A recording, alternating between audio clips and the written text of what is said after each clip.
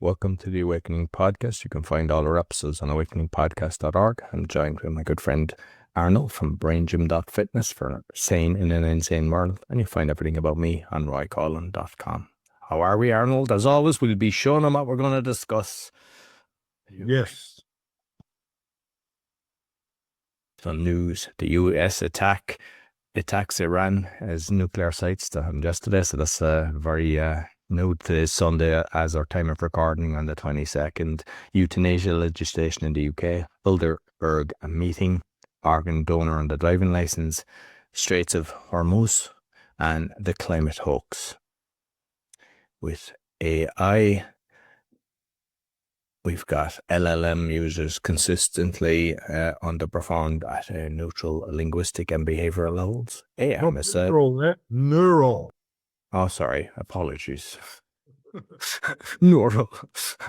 AI massage and AI digital twin.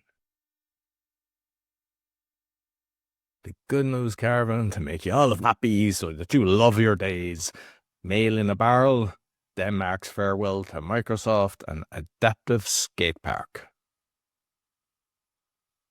And health, smartphones, greater than flip phones. Mexico replaced by flip phones. Okay, I just saw the greater than sign as well. And just for the listeners, basically, we don't know what the other person is going to talk about. Well, we just see the titles there, but we don't discuss it. So then we're getting a natural reaction from the other person. So that's the way we like to do the show. Mexico bans sales of salty and sweet treats in schools to fight child obesity and natural painkillers. And now, previously other topics, but we thought we look to bring inspiration. So one is dirty electricity, and the other is Jason Fried. The best products are products that are built for the builder. It's a podcast, Less Than One with Kevin Rose. So I suppose we'll start off with, unfortunately, the Iranian thing, because it happened yesterday. So I'm going to just kind of, there's a few tweets that I saw, and I'll give a few different things. So first, Trump said, "We have completed our very successful attack on the 3 nuclear sites in Iran, including Fordow, Natanz, and Isfahan. All planes are now outside of Iran airspace. A full payload of bombs was dropped on the primary site, Fordow. All planes are safely on their way home. Congratulations to our great American warriors. There is not another military in the world that could have done this. Now is the time for peace. Thank you for your attention in this matter." And then he did a press conference, which he didn't answer questions. And he was like, thanking Netanyahu, the Israeli leader, thanking God, which you don't really hear him say that. He was thanking God bless Israel, God bless the Middle East, and God bless our military, which it was a strange one because you normally don't do that. So then Iran, I was looking at their tweets because they have a site where they're putting out the information, what they're doing and everything. Iran condemns the US attack on their nuclear site as a serious violation of international law, warning of lasting consequences, and asserting Iran's right to defend itself. Few things on this. One, how come nobody's going in helping Gaza for the last few years? So, at one stage they're just coming in doing this. So if you've got such great military, why aren't you doing anything to help people that are being bombed and all the hospitals and schools and all the children being murdered in Gaza? So you can do it when it's connected with oil and stuff like that. Nuclear bombs. So they're basically saying, hey, Iran, you can't have a nuclear bomb. Who's the only country that, well, I don't even know if nuclear bombs exist, because I think, is it a fair tactic? I've seen a lot of stuff on this, the stuff thinking it's just a bomb, loads of bombs, and they kind of claim it to put a fair tactic. Very hard for me to know, but that's what I'm hearing, because we hear of all nuclear tests. But if we look at even the testing, they have the camera work showing it. Could a camera survive that? No. So there's a load of fake information going out there as well. But if you look at who actually used the nuclear bomb, it was the Americans when they bombed Hiroshima and Nagasaki, killing innocent women, children, civilians, and they're telling someone else, hey, don't have this. It's kind of a strange one. So it's scary. I mean, basically, like we're looking for kind of peace now. That's like me going into the schoolyard, giving someone a punch, and they go, all right, we won't bother fighting. That's not how it works. Like, America's got military bases all over. They've them in Africa, they've them everywhere, but they've all over the Middle East. That's kind of like, would they accept all military bases from Iran on the Canadian border and the Mexican border? Not a hope. So why is it okay for them? It's looking dodgy. And I mean, I don't think many people are a fan of what Israel has done. They started it anyway, but it's looking, I think this is just going to get worse and worse, and it's getting scary. Yes, absolutely. And the crazy thing is, well, I don't know enough about the legislation in the US, but why can a president just decide to bomb a country which at the moment has done nothing to them? So shouldn't that go through the Congress, the Senate, and or even ask the people and say, hey, do you want war or you want us to bomb another country? In most other countries, you're not allowed to decide it by yourself. It's a major impact on you. So that is already weird in itself. But it's also like, why didn't they bomb Mexico? Because I think they might be working on a nuclear bomb, like, or the Netherlands, or just any other country. I think there are kind of, well, not even 10 countries who get nuclear bombs. So it like, why don't you start bombing the other 190 because they might have one?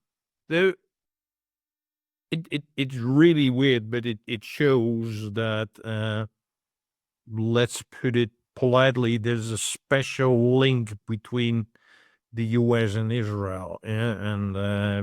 But what they forget is that there are other players.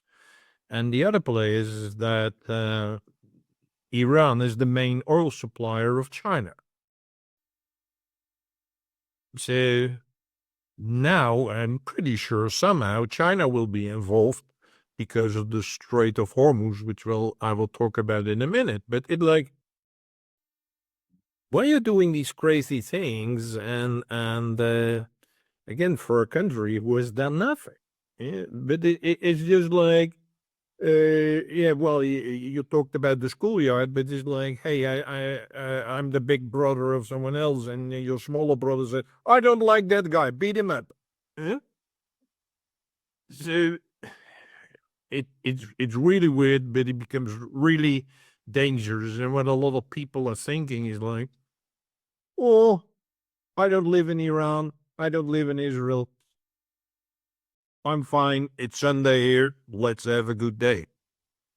It will impact our lives as well. And pretty soon at a much bigger level than we anticipate. And if we look at the countries that America previously invaded, like Iraq, weapons of mass destruction, which was obviously a lie, but they've destroyed Iraq, and Libya, which was a very good country. Gaddafi was looking after his people. That's in turmoil. I mean, you look at the pictures of before and after. So, and if I look at a country, everybody kind of propaganda saying how bad Russia is. You look at all the pictures of Russia, it's spotless. You don't have crime. You can walk around safe. You look at America, and it's all people on fentanyl, and it's just dangerous. It's like you look what's in your backyard before you start going elsewhere. Like, it's like we're supposed to see this is the country that's going to save the world. This is the country destroying the world. And I mean, I've got a lot. There's like 50% of the listeners are American. I mean, are you happy with what's going on in your country? Do you feel safe? And then you had all the wars. Like, why are you in war constantly? It's not right. Yeah, and on top of that,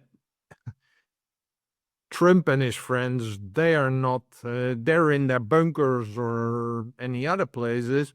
It's the young men out of the US who got to do the fighting. It's the young man who's going to be killed. Huh? And like his sons I've seen pictures of them killing all the animals in Africa and they're posing for it. So why not put them on the front lines? They obviously can use armaments. That won't happen. It'll be people they don't give a shit about. And yeah, go out there and if you die, oh, we'll use that as another propaganda to do more bombing.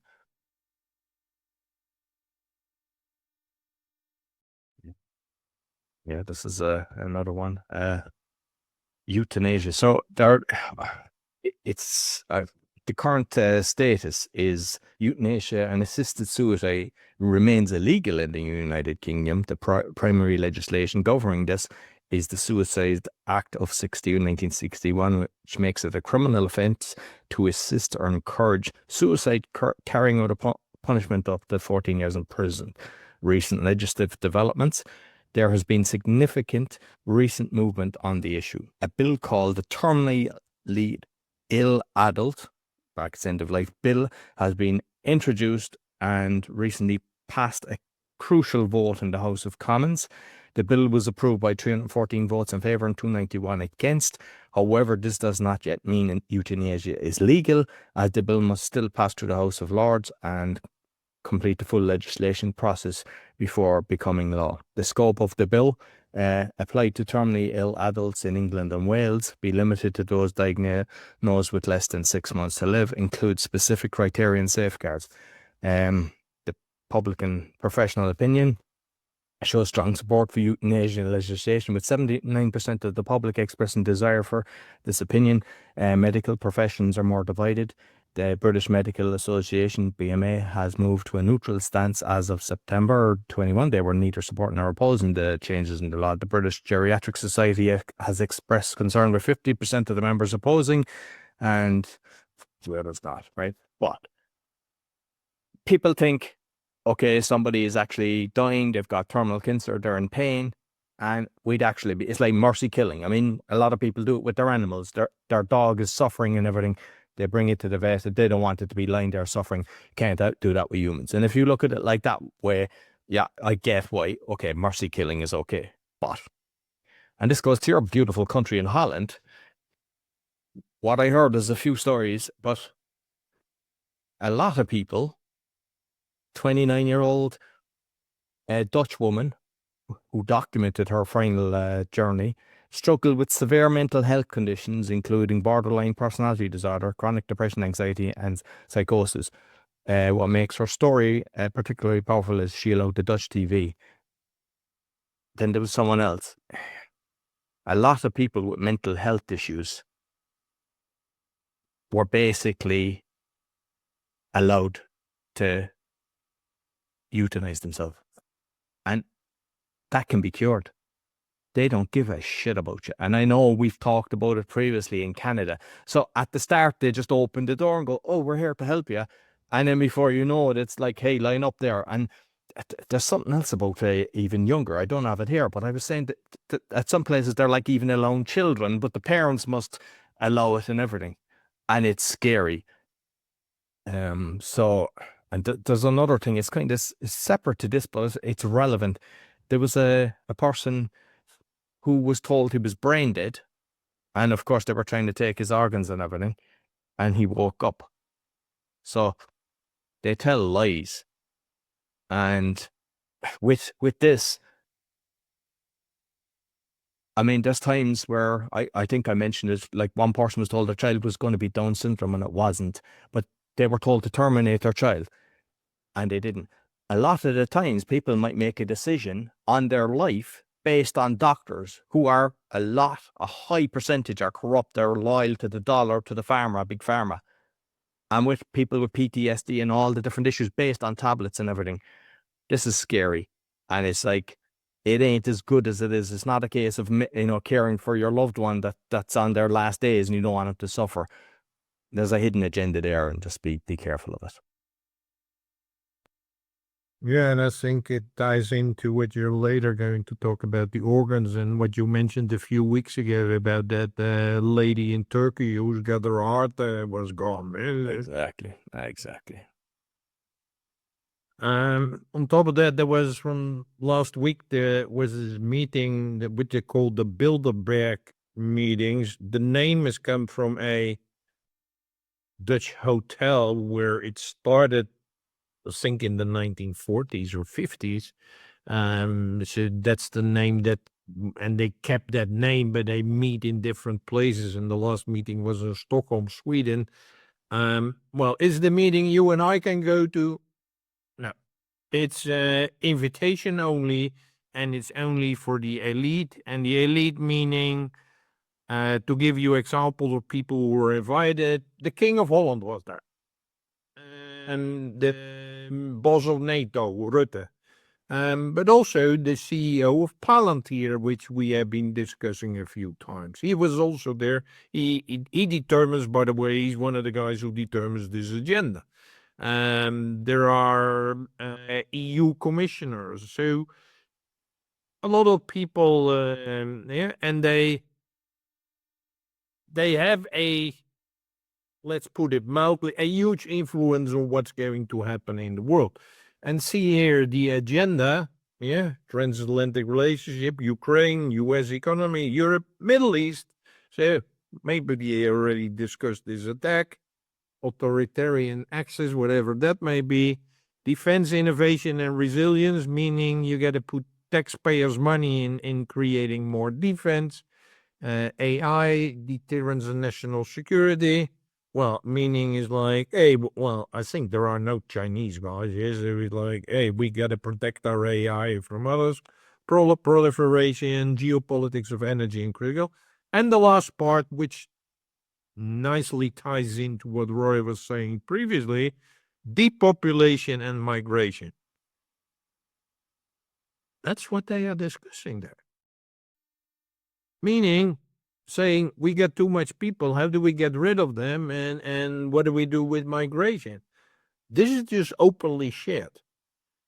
And the interesting thing, it's not only elite type of people. Well, we got to find another word. Yeah, David Icke used the word cult, but it's like elite. I think when I think about elite, is elite sportsmen, the top of the top. But these are the top of the top criminals. Yeah?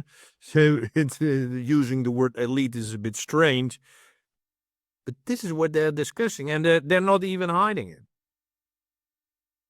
And the interesting thing is there are journalists invited, and journalists only from the some of the mass media outlets, but they're allowed to be there, but not allowed to report. Why is that? So it is already about manipulating and preparing the mass media about the mainstream media, what is going to happen, so that they are prepared and they know. Yeah, so they are there.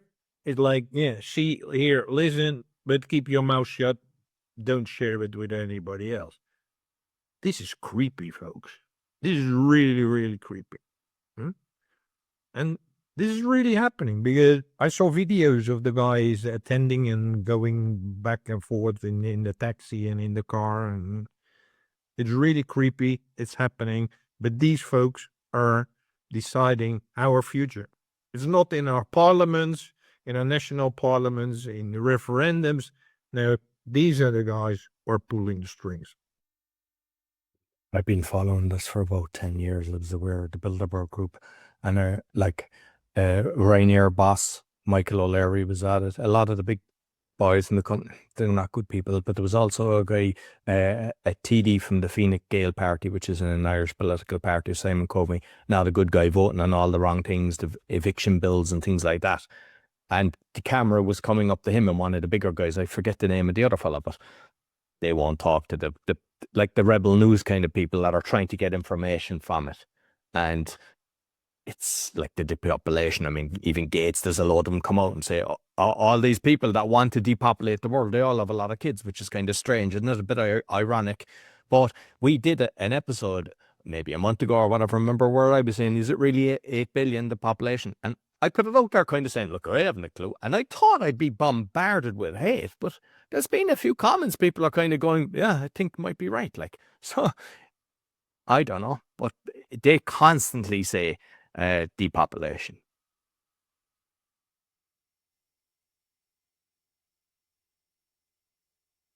And this is just a quick one on the organ donor, because Arnold just mentioned previously about the British lady in Turkey with her heart taking, and in Ireland, I think the UK now as well, but you have to opt out in Ireland. So the legislation is you've been automatically, I think I mentioned that last week, you're automatically an organ donor, but you have to go in and opt out, and you have to give your PPS number, which is your social security number, you know, a lot of details, your address and everything.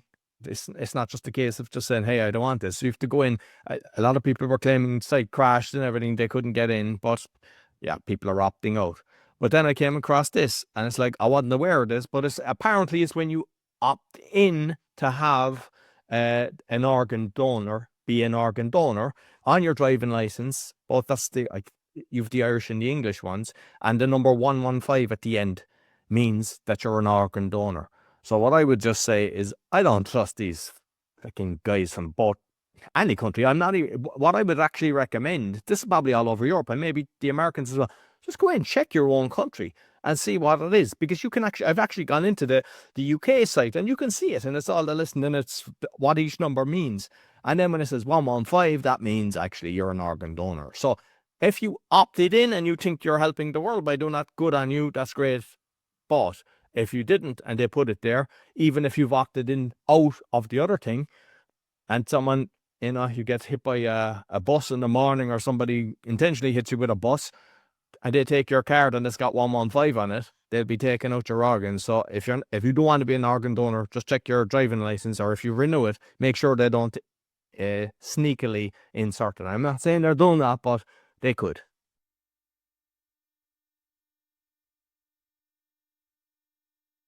In addition to what happened last night in the bombing by the US guys of the supposedly nuclear plants in Iran, well, it's obviously that they are not going to accept that. No country would say, well, fine, thank you very much, that's it. Whether you're a small or a big country, nobody's going to accept that. So one of the things which was already announced last night or early this morning by Iran is that they are preparing to close the Strait of Hormuz. That is the small area in this shaped area of where everything goes from, well, basically the oil from the Middle East to the West, but especially also things from Asia, whatever. That's how things get transported. And it says that oil prices will surge sharply. So we will notice it at the gas station, because the prices will go up, because there won't come any oil tankers anymore through, because it will be closed. And it will disrupt about 30% of the global supply. Why 30%? Because everything which is going from Vietnam, Bangladesh, China towards Europe and everything else, it will be closed. And that it will cause a manufacturing problem, but also a major energy crisis. And this is, well, it already happened, or it will happen in the next few hours. So that is why we might say, hey, well, I don't live in Israel or Iran. I don't care. You will, because sooner or later there will be stuff you cannot buy. Your energy prices will go through the roof, where it will impact all of us.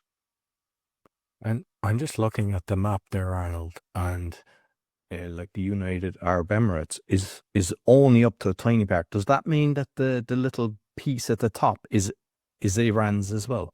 And is that why they can close it? Because if it's some other countries that's there, obviously they would object, and it would cause more kind of.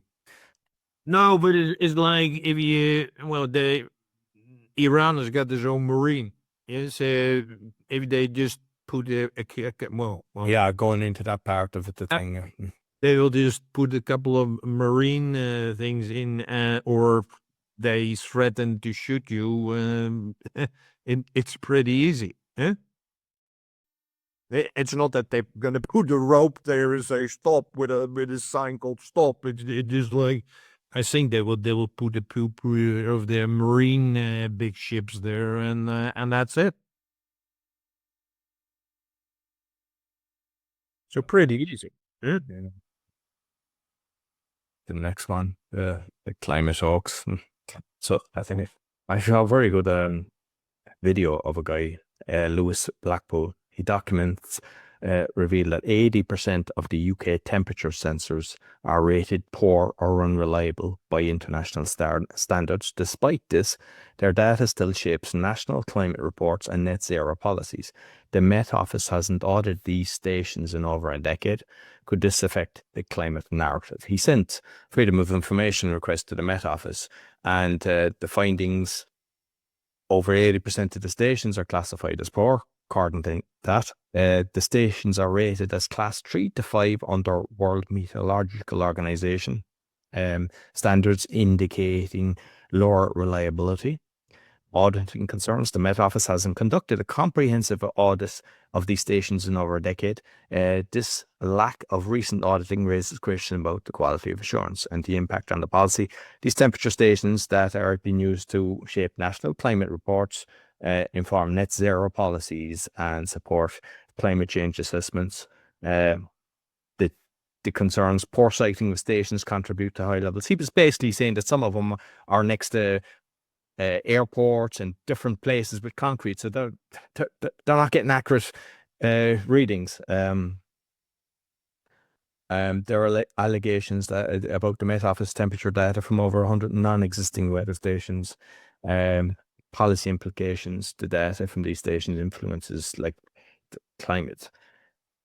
It's a very I'll try to put the link in. It's a very good view because he's got the statistics, but basically it's all of the there was something like 400 and odd weather stations, and 350 were kind of classed as unreliable or in bad locations, and then they get the averages, so they're using all wrong information. It's just like basically you have something next to an air conditioning unit or next to somewhere where you wouldn't get the proper reading, and then they combine it and say, oh, we've got climate change and all that, and it's all a lie. So he's kind of just proved that with freedom of information. So he's got the proper information. I mean, I know that anyway. We got a guy from Greenpeace, all the different things that they tell you. Oh, polar bears are dying, the ice is melting. All lies, all lies. Everything they tell you is lies. And all what happens to us? Oh, another tax, another tax. You know, it's if you look at Time magazine, global heating, global cooling, then because they're saying, you know, the climate change, so everything, and then they're blaming the cows for farting, and they're like you mentioned about the Bovars the last week, and nothing about the millions of planes around the world that are spraying toxic shit on us. That's okay. That's not affecting anything. So it's just we're just being made fools of, and they're just laughing at us. They're destroying the farmers. They're destroying everything. But 100%, it's a hoax. AI. Yeah, so what I've been predicting for a long time, and people don't like it when I say it, is that using all these AI tools is not without disadvantages. It's impacting your brain. And as it is my job and passion to increase your brain fitness, I would say be very, very careful about using these tools. There have been published recently a lot of research by MIT. Here I have another research paper which says that LLM users, LLM is, well, that's like the Chat GPT and Claude and Meta and Copilot. Yes, that is, yeah. So everyone uses this, but it says the users consistently underperformed at neural is your nerves in your brain, at linguistic, language, and behavioral levels. So at all of these three levels, people consistently underperformed. Yeah. The dependence on LLM weakens the writer's own neural and linguistic fingerprints. Yeah. Relying only on EEG measures your traffic in your brain, basically.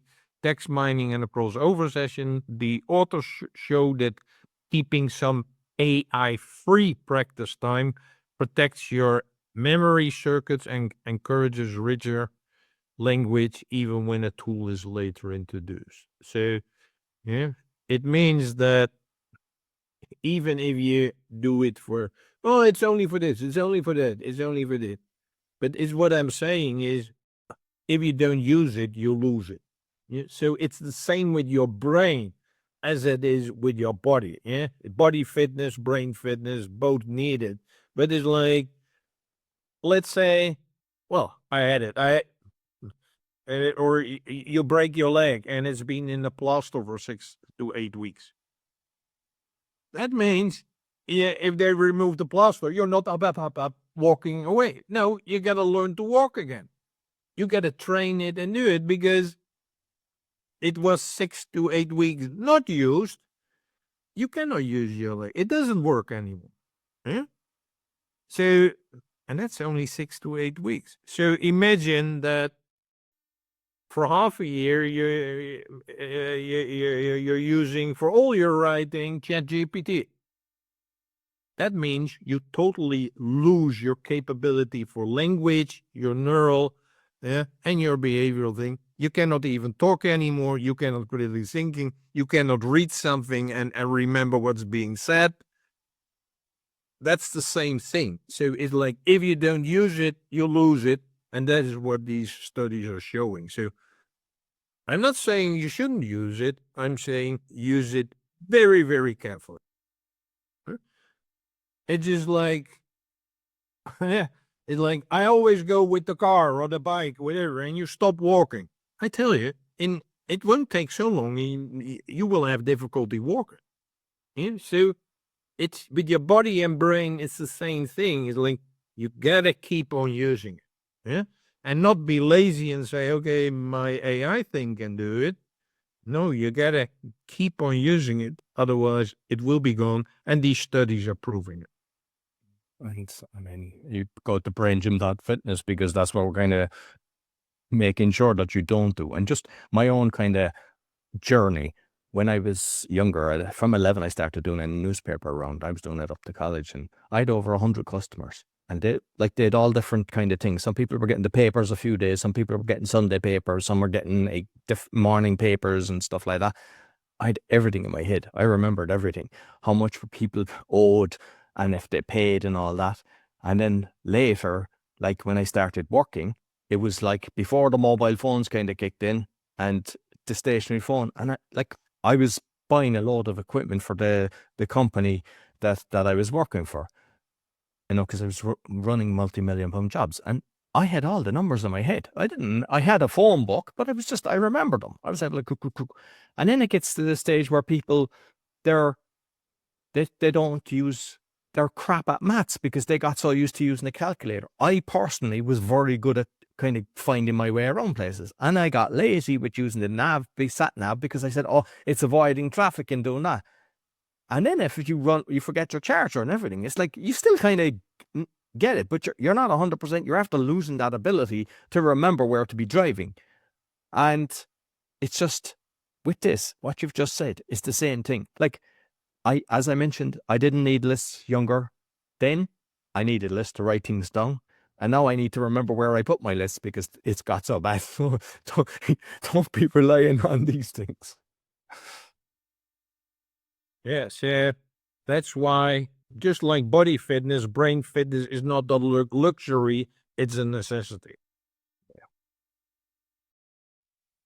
So, ASCAPE, AESCAPE, revolutionizing massage therapy through AI and robots. It was founded in 2017 by an entrepreneur, Eric Littman, from his own struggles of debilitating neck injury.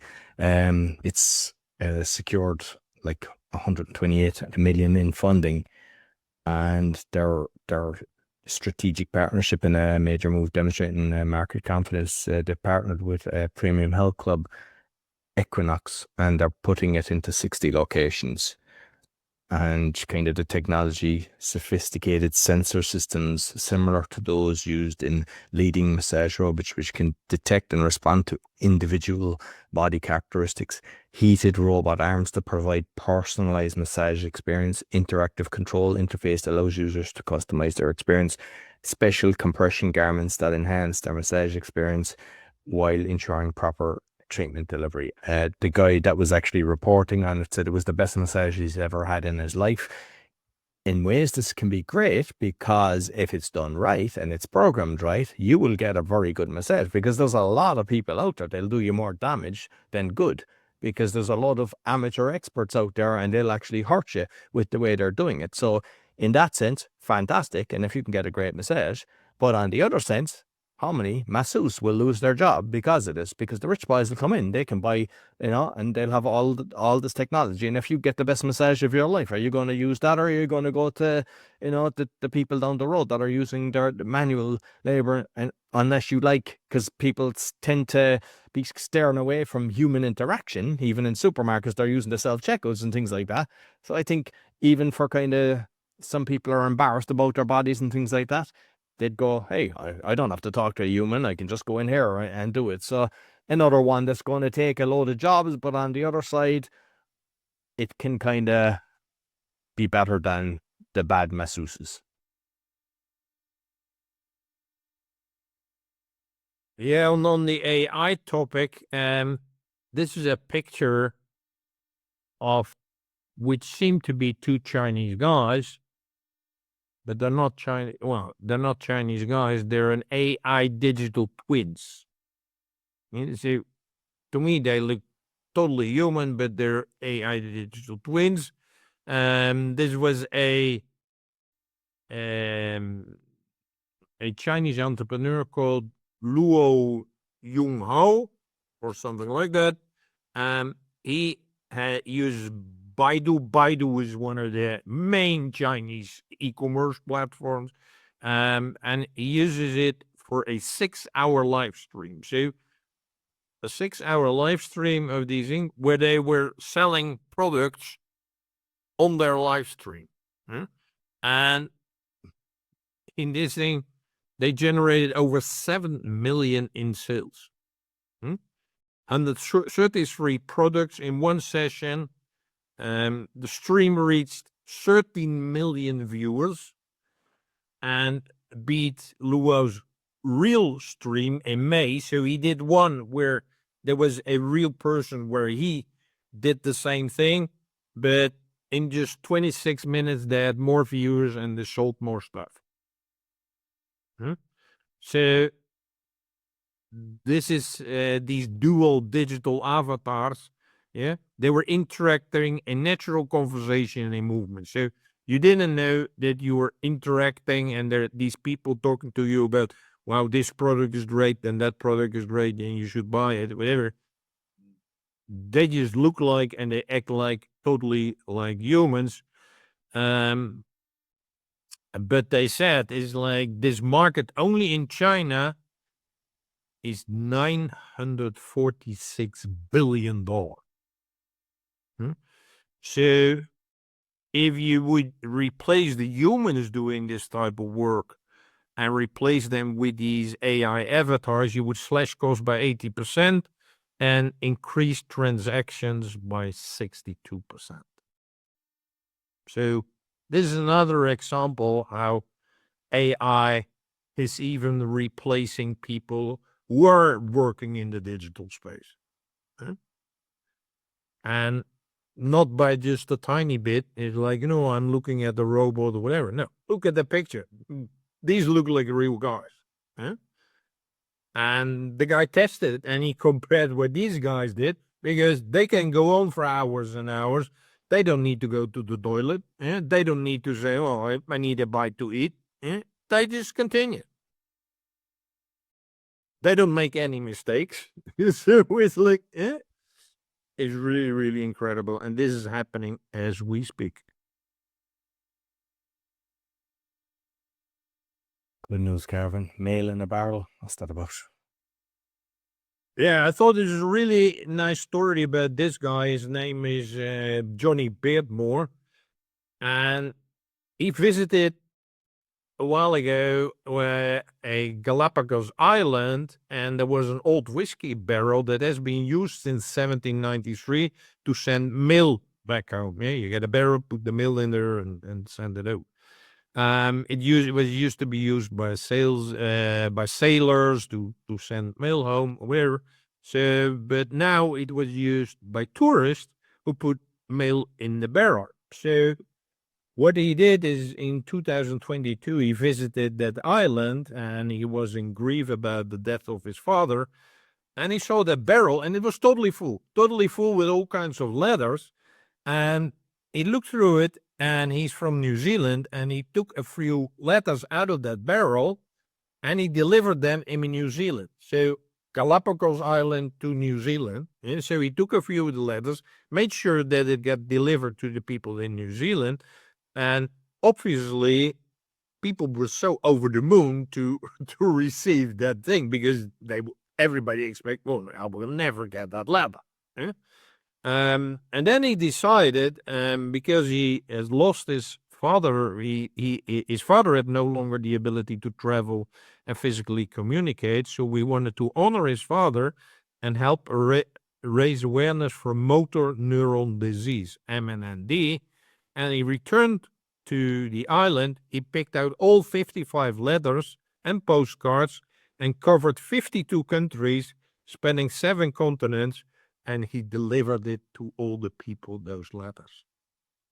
Can you imagine? The guy has been traveling all over the world to deliver those letters. And he said, yeah, that obviously a lot of these people became his lifelong friends. That is what this man did. Huh? Totally incredible.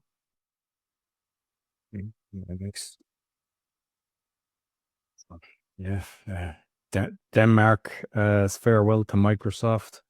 The Danish government has officially announced its decision to transition away from Microsoft products as part of a broader strategy to achieve digital sovereignty. Caroline Stage Olsen, Denmark's Minister for Digitalization, has confirmed that the ministry will begin moving from Microsoft Office to Liber Office, an open source alternative. Over half of the military staff will switch to Liber by next month, and the complete transaction to open source software is planned by the end of this year. The transition includes moving away from Windows, particularly due to Windows 10's approach in end of support. The key motivating factors, part of the broader European Union's initiative to maintain control over digital infrastructure, data and technology, aims to reduce dependence on US-based technology providers and aligns with the EU-wide efforts to enhance digital sovereignty. Security and privacy issues, lack of transparency in data processing and systems generating personal data collection, non-compliance with GDPR, purpose limitation principle, and excessive collection of diagnostics and telemetry data, and questions about the effectiveness of data, and concerns over Chromebook case regarding unauthorized data processing. I mean, I'm not a Gates fan. Microsoft, every time they do stuff on the computer, it's like they're just constantly taking data. I mentioned it, not sure how long ago on our show, but I have the Spooky 2 system on my laptop and it was starting to disappear all the time. I couldn't figure it out. And the guy said Microsoft is doing that. Bill Gates, with all he's doing in the world, not the best of people, and they have all our information. So I think that's a good thing, and hopefully other countries will follow. Yeah, and hopefully, finally, the EU is going to think about creating our own platform because all the major technology platforms are either from the US or from China, but not from Europe. Yes, we need to build as Europe our own mailing system, database system, everything, whatever, instead of use and be dependent on other countries. Because if they just say, "Oh, you're no longer allowed to use it," we can do nothing. And so we got to build our own platform. Yeah. Skateboarding, I never done personally, but this is a picture of a skateboarder who's visually impaired. He's blind, but he has a stick in his right hand. Is a guy called Don Messina, and he enjoyed skateboarding, but then he became almost blind, and he said, "Yeah, well, I still would like to continue skateboarding, but well, you can do that on the between quotes normal skateboarding rinks." So he has created a what he called the first adaptive skate park, where people who are visually impaired can still do the skating. Yeah, I think that's amazing. Yeah, and the guy he even has participated. He's now become a professional skateboarder. He's relearning tricks, and he even completed the course at the Paris Olympic Games. So I think it's great that someone says, "Hey, I'm not able. I cannot use the traditional skateboard. It's not there. I'm gonna build it. I'm gonna make sure that it's there." And just like me, there are many more visually impaired people. They can still continue or start to use skateboarding. I think that is a super initiative. And my son, he's got not the skateboard, but the ones with the handles on it. I forget what they're called. Basically, he was at a skate park and somebody crashed into him, and the thing turned and went into his chest, and he had a savage bruise. So even though you might have helmets and things like that, some of them are dangerous. So I can only imagine what will happen. Be getting a walking stick into the eye and everything. But the fact that he can do it, good for them. Yeah. So smartphones. Well, smartphone replace the smartphone by flip phones. Flip phone. Yeah. And we first started with the small Nokia phones, and then people are using the flip phone, which is basically like you have to open it to use it. That's a flip phone. Huh? And here is a picture of a group of college students who said, "We're gonna ditch our smartphones." So great thing, and we're only gonna use the flip phone because we still want to be able to reach each other, talk to each other, etc. So they created a movement called the Reconnect movement, and they're replacing the screen time with painting, debates, and good-fashioned hangouts. Yeah, so typically here on the picture, they're hanging out together. And why did they took the initiative? Because one of the guys said, I was clearly addicted to my smartphone, and he said, I want to get rid of it. So that's why he said, I like meeting in real person, talking with my friends, listening to music, debating, doing things together rather than only watching my screen. So that is why they said, hey, we're going to ditch our smartphone. We're going to only use these flip phones, and we're going to meet in person to do fun things together. So I think it's a great initiative, and it's by the people themselves. That's why it works. Yeah, so it's not like a government or the parents who say you got to do this. Well, then everybody knows that's not going to work. But this is an initiative by these group of young folks themselves. So I think it's an excellent initiative, which is worth repeating. I remember with the Nokia, you charged that for once a week, and you still had battery. Whereas now, I think I have to charge my phone about 10 times a day. It's and I heard somebody recently saying we want to get the BlackBerry back, so that you can just do the typing and everything, but get away from all this social media. And yeah, I mean, everyone has got digital fatigue. It's like the best time I ever felt was I was on a retreat to Costa Rica, and there was no Wi-Fi or anything. And the first 2 days you're feeling a bit kind of iffy because you just, without even thinking it, we're all on the technology all the time. And after that, you just feel fantastic. And it's like, it's hard, but just try it and then reduce it and like what we're doing as well is watch the time that you're spending and just try to start reducing it and see the hours and see where you're spending your time and go, like, I deleted a load of apps on my phone. It was like I got rid of LinkedIn, I got rid of X, I got rid of Instagram, because it was just, because what happens is you just check, and before you know it, you're scrolling through and everything's like, nah, take it off. If I need to see them things, I can go onto my laptop and do them. So, yeah. Yeah, this is one. Mexico bans the sale of salty and sweet treats in schools to fight childhood obesity. A government sponsored junk food ban in schools across Mexico took effect, officials said, as the country tries to tackle one of the world's worst obesity and diabetes epidemics.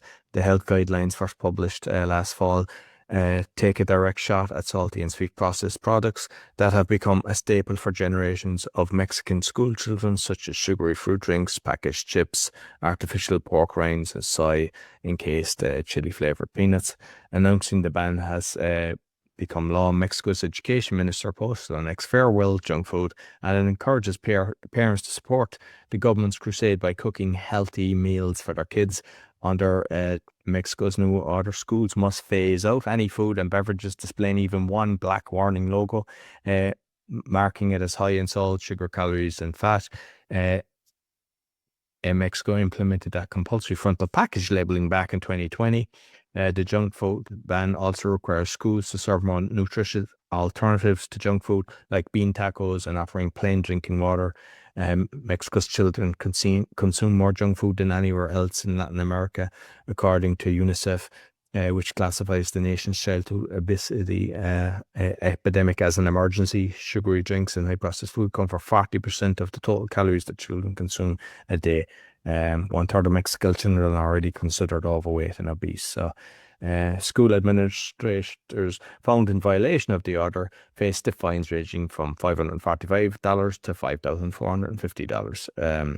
So it's a good thing. I mean, this is in America. This is everywhere. I mean, even, I don't know, did I mentioned it last week, but like, my son was at a party, so I was kind of taking a walk around the park, and I was, reading everything. And one stage, and I said, I'd go across and get some food, and I just got a coffee and something, and I was sitting, and I just saw the people passing. Just kind of. And the percentage of people that are obese in Poland. And I mean, when I came here first, you wouldn't spot any. So this is international. And it's like, everyone should just copy that. Because I go around and it's like, anywhere you go, all these machines, even I go to the gym, the shite they sell, you're going, this is a gym. What are you selling this shit for? Like, all energy drinks and everything. You can't buy an apple, banana, or fruit or anything like that. It's like, it's all orchestrated. So, yeah, it's talk to your local gym, talk to your school and everything, and say, hey, get these Coca-Cola machines out, because they ain't helping them. And I mean, a child will just go, like, if a child sees Coke, he'll just want it, and his friends drinking it, don't have it there. Absolutely. Absolutely. And for painkillers, obviously your pharmacy or your drugstore will sell you all kinds of stuff. But here's a list I found of natural painkillers. Yeah, so just some things like honey for thorns in your mouth. I don't know. There was something else I had to. How do you call it when you have to do Slush in their mouth. I had to slush it for something else, but it's like, obviously it also works for sores in your mouth. Yeah.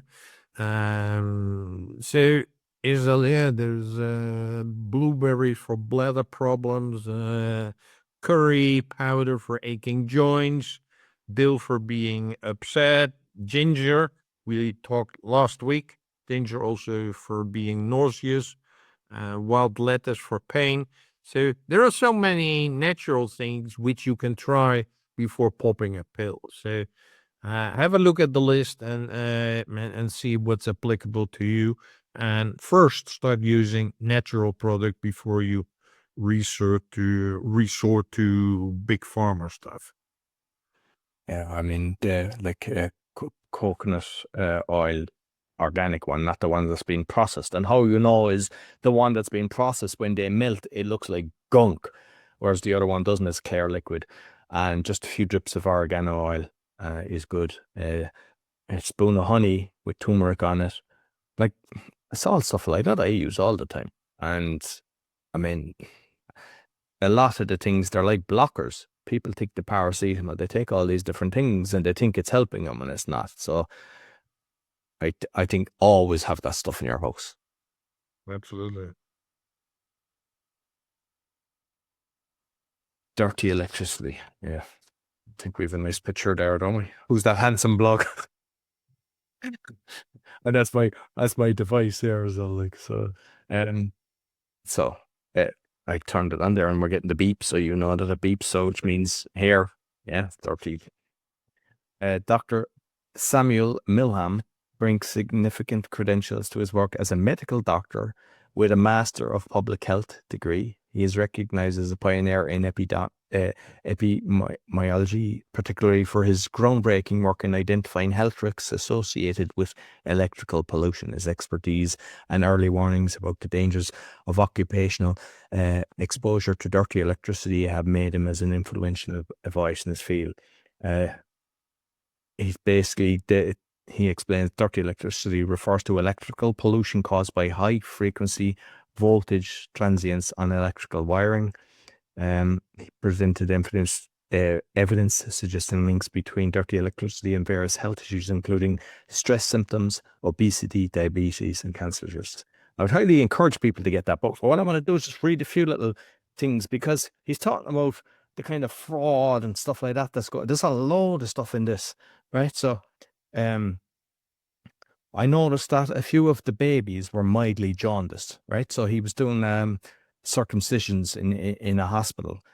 After a little record checking, I found that they were all delivered by one osteopath group that used a load of heavy-duty narcotics to knock the mothers out, to the point that they didn't remember anything about their labor or delivery, which still happens today. I think the technique was called twilight sleep. It was bad for the mothers and especially bad for babies.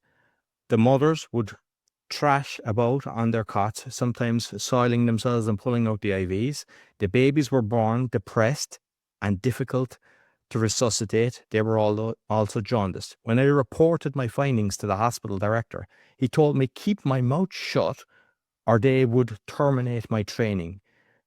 What an auspicious start to my research career. It was a hectic, exhausting, exciting, and rewarding time. And this book was 2010, but he was born in 1934. So this is going back probably like the 50s, 60s that this is. So it's like you're going, oh, this is going on. So it's not just about electricity, but like there's a lot of stories there, and you're going, oh, I see it. So I just picked out a few. It's the from New York diagnosis through pathological information and interviews with the next of kin. One father told me that his wife have also died of acute leukemia at age 28, 1 year after his son had died. Unfortunately, at the time, I could find no common denominator to explain the cases. In 1996, when researcher Stanisław Śmigielski showed that Polish military personnel working with radar had an increased incidence of leukemia, I remember that many of the homes I visited in New York were in line of sight with a large rotating radar array of Griffin's Air Force Base. This offered further support of my suspicion that leukemia might be caused by environmental electrical exposure. And this goes out to a lot of my American listeners, because I know that there's a million or more that are involved in the military and their military bases and everything. So just remember that, and then just kind of think, hey, how many of my friends have actually, cancer and stuff like that? There was another one, a guy that was going against him with the electrical, highly qualified and everything. And then though confusing at the time, some of Sir Richard Doll's seemingly pro-industry stance made sense years later. After he died, it was revealed that Monsanto, another Bill Gates kind of investment fund that he's in the had paid him $1,500 per day for many years. In other words, bribing somebody to give false evidence because they had the qualifications. And that goes on today as well. At breakfast one morning during one of the trials, a utility expert I'd known for 20 years admitted that our side was right, but it did not stop him from pocketing a reported $250,000 a year as an expert witness for the utility companies, in addition to his full university professor's salary. So, I mean, yeah, actually, this is a very interesting one as well, because I'd heard about this, right?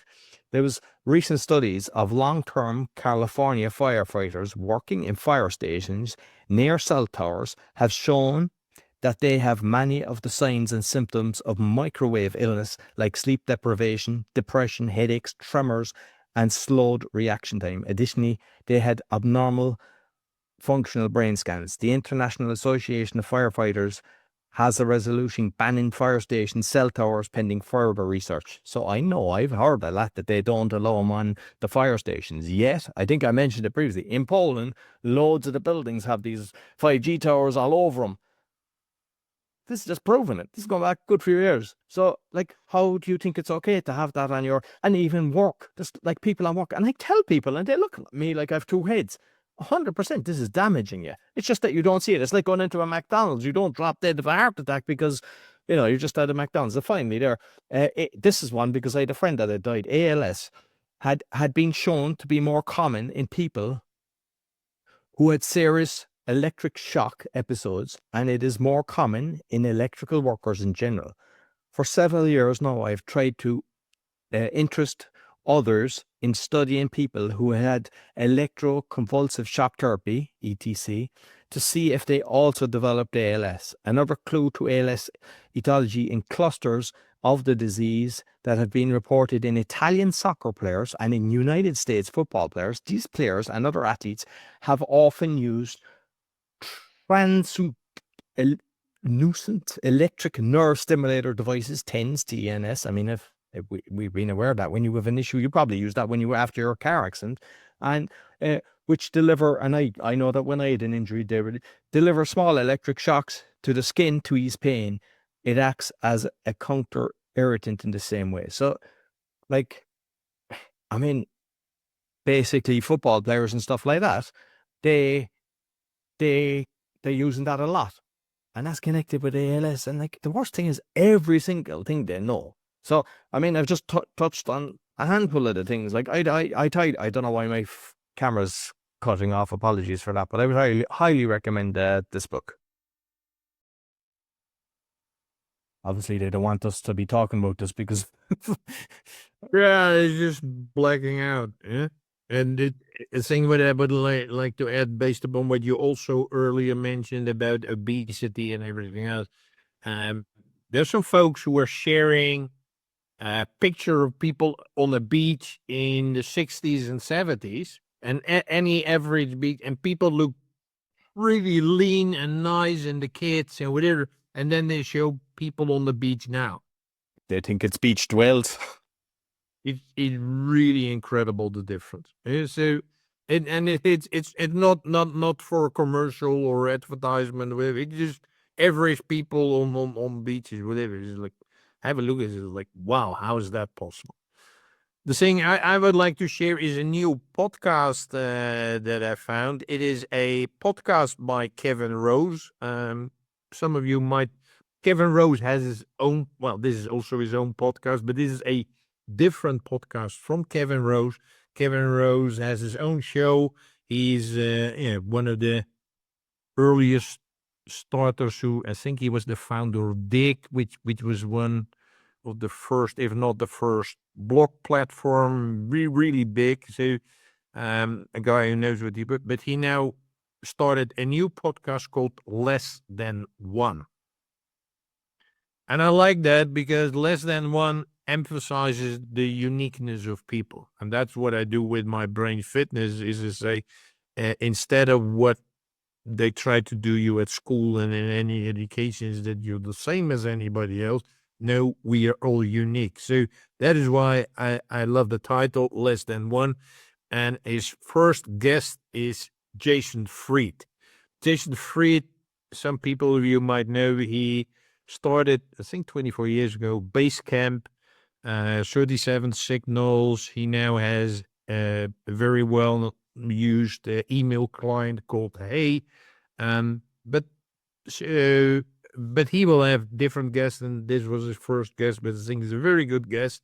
He's really a guy who I think ultimately uses his uniqueness. And one of the main things what he said is that the products where they are working on as a company, he said the best products are products that are built for the builder. So it's something like I can use and apply. Right? So because apparently they had asked him, him and his partner saying, we really would like to have a CRM platform. Can't you guys work on a CRM platform? And he and his partner, they were like, no, we're not excited about it. We can do it, of course, we can work on that, but no, we don't feel like doing it. So he's really using his passion is like, hey, I must be 200% into the product, and I want to be using my product and applying it. Otherwise, I'm not going to build. Yeah? So, I showed here a screenshot of the podcast, Less Than One with Kevin Rose and the first guest, Jason Fried. I don't know whether they will have weekly guests or not, but it's really worthwhile because it shows that not people who were necessarily like this the successful thing, but people who use their uniqueness to get results. So highly recommended. Yep, excellent. So that's all for this week. You'll find Arnold and all the stuff that he's been talking about and all the things to help you with aging and mind and everything on braingym.fitness. You will find me on rycolin.com. And be sure to subscribe and kind of hit the notification because it helps. And like, I'll give an example of the censorship. I was putting out some of the shorts on TikTok that myself and Arnold from the shows, and some of them were averaging about 800. And we were like, okay, this is good. And now it's like they're averaging 0. So there's times they stop putting it out there. And the only way we can do it is when you actually subscribe, so then you get the notification coming in, or comment on the different things we've discussed today. You don't have to agree to anything we say. If you think what we said you don't agree, just don't be abusive. We're open to discussion, and that helps us as well when you comment. So we'd love to know what you thought of the different things and what you found of this episode. Until next week, take care.